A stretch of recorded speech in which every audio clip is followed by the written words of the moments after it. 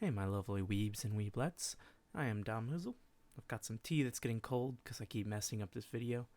But before we start, I just want to mention that the video quality is going to be a little bit poor. I've videotaped them at 3 a.m. with a different camera. My phone camera just does not want to get edited onto my computer, so I couldn't really do much about that. But we're going to put some lo-fi music into the background, and hopefully that'll make up for it. Anyways, here's just short bullet points on both of these figures because I'm so tired of making this video. So, for Belldandy, she's definitely the second best figure of the bunch. Her pose definitely beats out Skuld, and her proportions allow for way more detail than Skuld's did. The biggest changes with this figure are the hair having better flow across her body and the breast, and having a little bit more impact with subtle details such as the pressure put on her outfit as her breasts are kind of bursting out and the outfit's bursting right off of her because her proportions are so unrealistic to human standards. For the most part, I'm sure someone somewhere probably looks like Belle, but I think they were definitely going with like more goddess-like features, so she's more bodacious than the normal human. The average human, not normal human. There we go, average human. The hair gradient is better on her than Skuld's. Skuld's was more like it looked like the plastic was sun damaged rather than Belle's, which is it really shows kind of a better gradient from these browns, a little bit of blonde, but she's more of a brunette on this figure rather than a dirty blonde to like kind of the light blonde hair that she has in these shows and manga.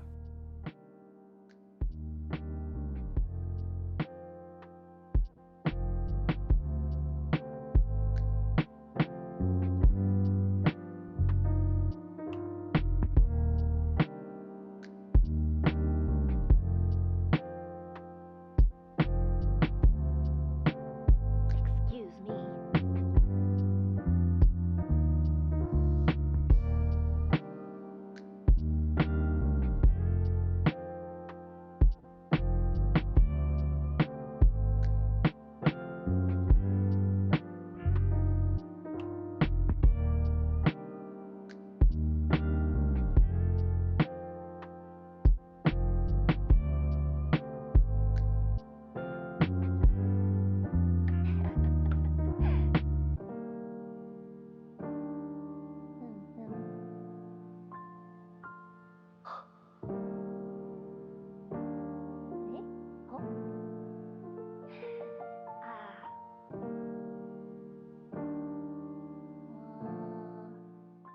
But she doesn't beat out Erd.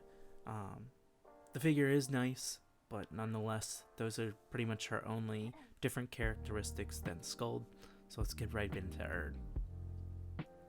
With Erd, even getting her out of the box because of her thick long hair, she's already way heavier than Skuld and Belldandy, which gives more satisfaction in the price of around $300 than the other two did.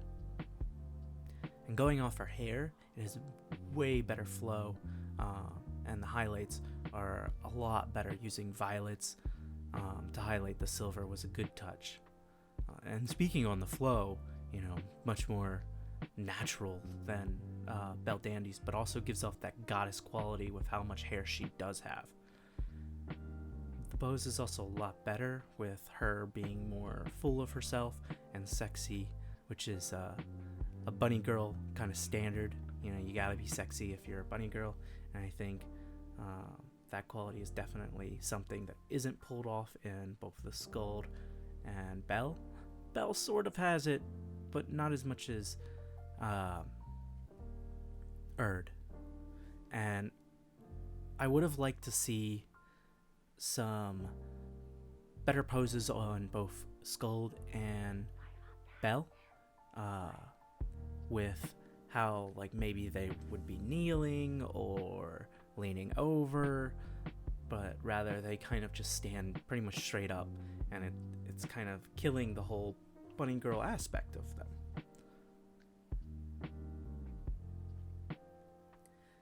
My last point is that if you look at her breast from the side, you can see the costume is kind of sticking out a bit and not just engulfing her breast like Scold's did, which I think looks a lot more believable, that the outfit, wasn't a complete perfect fit.